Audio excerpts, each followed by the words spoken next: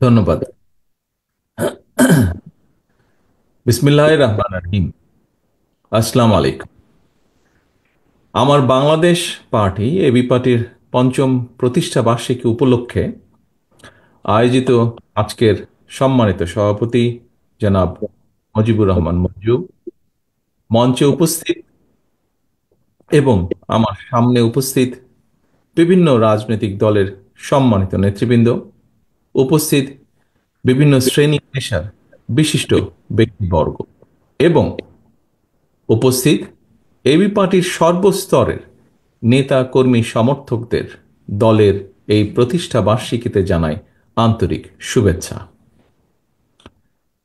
প্রিয় উপস্থিতিবৃন্দ, স্বৈরাচার বা ফ্যাসিবাদী শাসন আমলে আত্মপ্রকাশের পর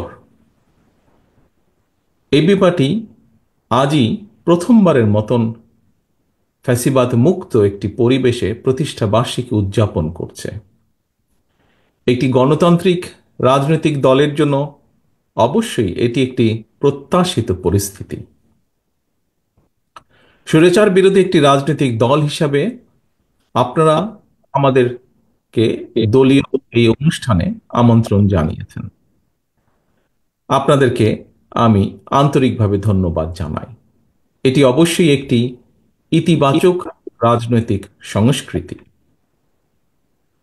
আপনাদের দলের আদর্শ, লক্ষ্য, কর্মসূচি এবং আমাদের দলের আদর্শ, লক্ষ্য, কর্মসূচির মধ্যে স্বাভাবিকভাবেই ভিন্নতা রয়েছে এবং এ কারণেই আপনারা পৃথক একটি দল করেছেন।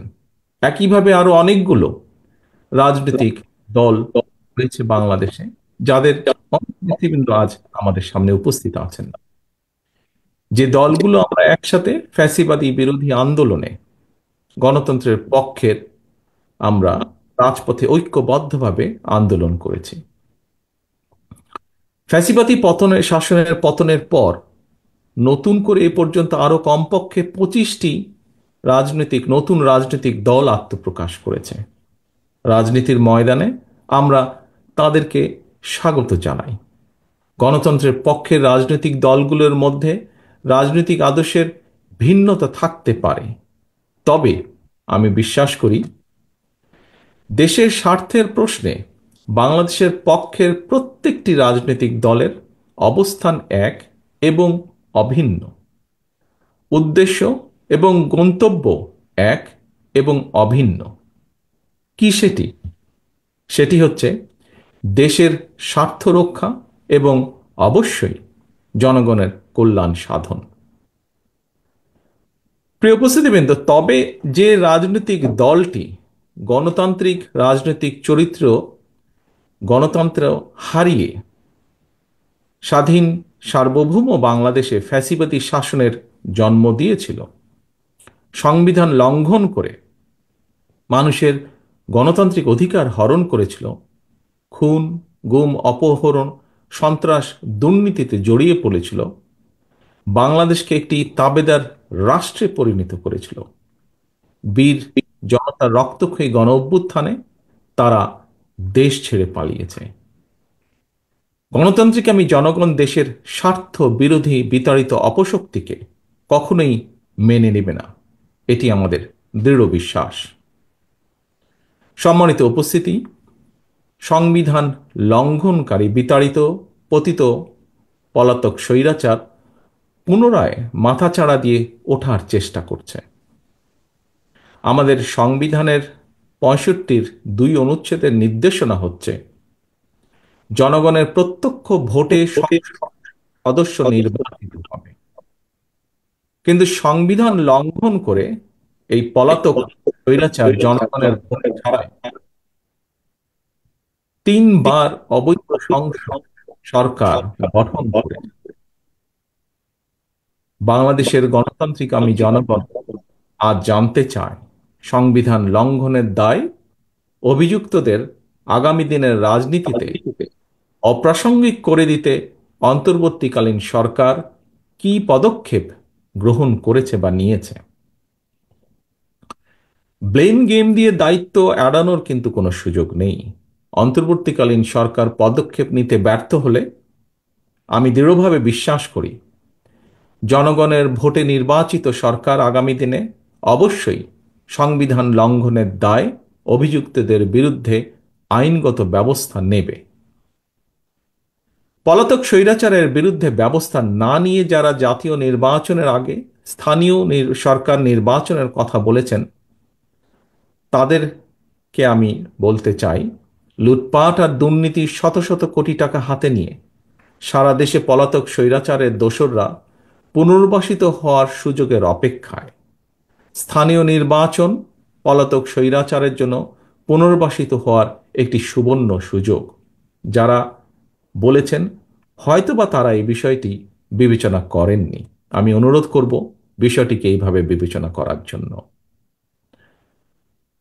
প্রিয় রাজনৈতিক সহকর্মীবৃন্দ, উপস্থিত প্রিয় ভাই বোনেরা, আমাদের দলীয় আদর্শ ভিন্ন হলেও আমাদের উদ্দেশ্য যেহেতু দেশের স্বার্থ রক্ষা এবং জনগণের কল্যাণ সাধন, সেই বাস্তবতায় একজন রাজনৈতিক সহকর্মী হিসাবে আমার কিছু উপলব্ধি সংক্ষিপ্তভাবে আপনাদের সঙ্গে আমি শেয়ার করতে চাই, বা আপনাদের সামনে আজকের এই সুন্দর মুহূর্তে আমি আপনাদের সামনে উপস্থাপন করতে চাই।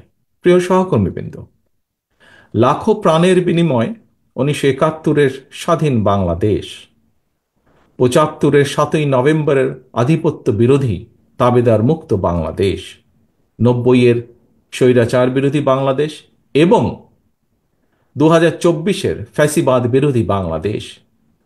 বাংলাদেশের ইতিহাসের এমন প্রতিটি বাঁকে মানুষ কেন অকাতরে জীবন দিয়েছিলেন, কি ছিল এই শহীদদের স্বপ্ন, তারা কেমন বাংলাদেশ চেয়েছিলেন, একজন রাজনৈতিক কর্মী হিসাবে এসব প্রশ্নের জবাব খোঁজার জন্য 54 বছর সময় খুব বোধহয় কম সময় নয়। এজন্যই আমি মনে করি শুধুমাত্র শহীদদের আত্মত্যাগকে শ্রদ্ধার সঙ্গে স্মরণের মধ্য দিই রাজনৈতিক কর্মী বা নেতা হিসাবে আমাদের দায়িত্ব বোধহয় শেষ হয়ে যায় না। শহীদদের স্বপ্নের বাংলাদেশ প্রতিষ্ঠার মাধ্যমেই কেবল আমরা তাদের সুমহান আত্মত্যাগের প্রতিদান দেওয়ার চেষ্টা আমরা করতে পারি। প্রিয় রাজনৈতিক সহকর্মী এবং ভাই বোনেরা, বাংলাদেশের 54 বছরের ইতিহাসের সবচেয়ে দুটি গুরুত্বপূর্ণ অর্জন যদি আমরা এভাবে দেখি: 1, 1971 সাল ছিল বাংলাদেশের স্বাধীনতা অর্জনের। 2, 2024 সাল ছিল দেশ এবং জনগণের স্বাধীনতা রক্ষার। বাংলাদেশ নামক এই জাতি রাষ্ট্রের স্বাধীনতা প্রিয় হাজারো লাখো শহীদের রক্তে লেখা স্মারকে 71 আর 24-এর রাজনৈতিক বার্তাটি হল, দিল্লির তাবেদার হওয়ার জন্য বাংলাদেশ 1971 সালে পিণ্ডি ত্যাগ করে নাই। 1975 সালের 7ই নভেম্বরের দেশের সিপাহী জনতাও এই বার্তাটি দিয়েছিল। গণতন্ত্রকামী জনগণের স্বাধীনতার বার্তা উপেক্ষা করে পতিত পলাতক স্বৈরাচার দীর্ঘ 1.5 দশক স্বাধীন বাংলাদেশকে তাবেদার রাষ্ট্রে পরিণত করেছিল। ভবিষ্যতে যাতে আর কেউ কখনো বাংলাদেশকে তাবেদার রাষ্ট্রে পরিণত করার দুঃসাহস না দেখায়, পরাজিত তাবেদার অপশক্তি তাদের দোসররা আর যেন মাথা ছাড়া দিয়ে উঠতে না পারে, সেটিই হোক বাংলাদেশের আজ এবং আগামী দিনের রাজনৈতিক বন্দোবস্ত।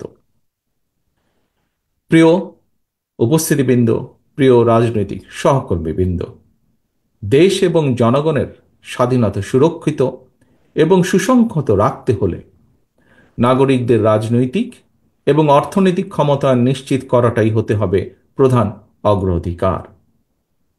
জনগণের রাজনৈতিক ক্ষমতায়নের অন্যতম পূর্ব শর্ত হচ্ছে স্বাধীনভাবে প্রতিটি নাগরিকের স্বাধীনভাবে ভোট প্রয়োগের নিশ্চয়তা বিধান।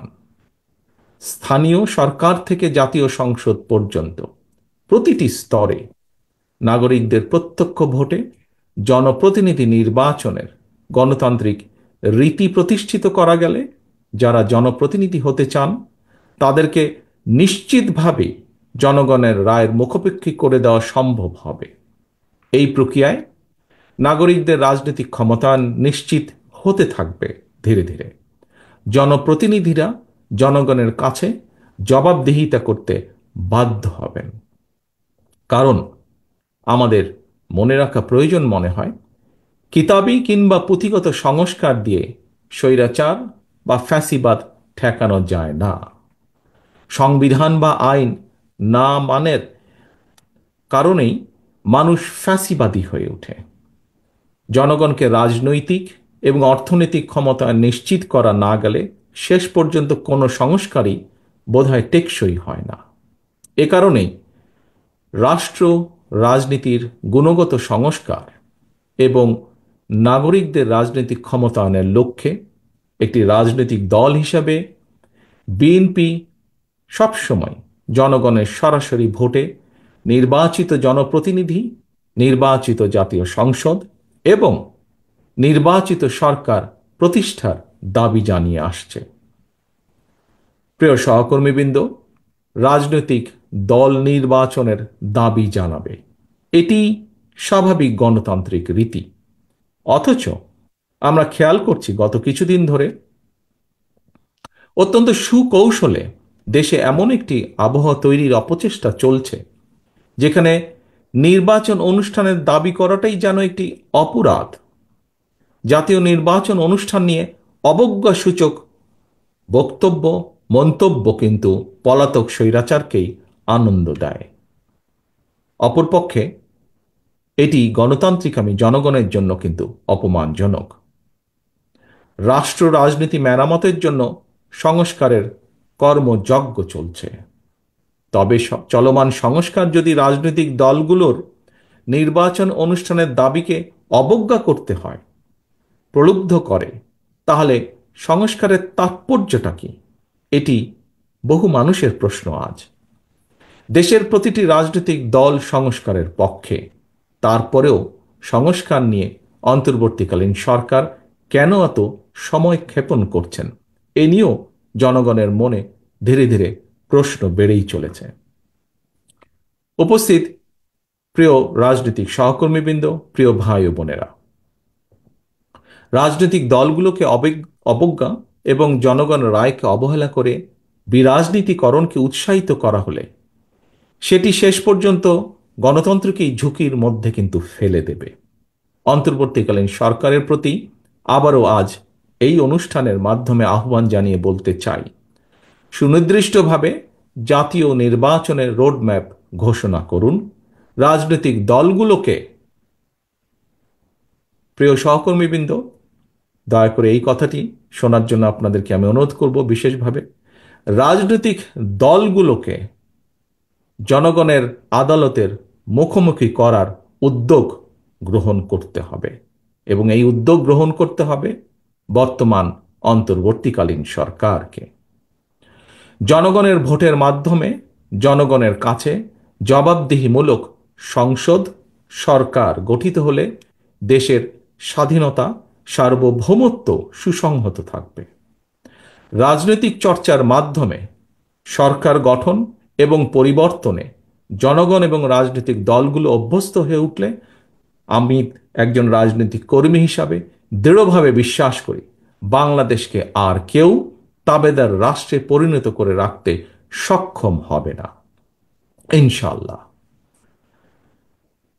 প্রিয় সহকর্মীবৃন্দ, আজকের সম্মানিত সভাপতি, এতক্ষণ আমাকে সময় দেওয়ার জন্য এবং আজকের এই প্রতিষ্ঠা বার্ষিকীর এই অনুষ্ঠানে আমাকে বক্তব্য রাখার সুযোগ দানের জন্য আমি আমার দলের পক্ষ থেকে আবারও আপনাদেরকে আন্তরিক শুভেচ্ছা এবং আজকের এই আপনাদের প্রতিষ্ঠা বার্ষিকী আমার বাংলাদেশ পার্টির প্রতিষ্ঠা বার্ষিকীর আন্তরিক সাফল্য কামনা করে আমার বক্তব্য শেষ করছি। আল্লাহ হাফেজ। বাংলাদেশ জিন্দাবাদ। বাংলাদেশ জাতীয়তাবাদী দল জিন্দাবাদ।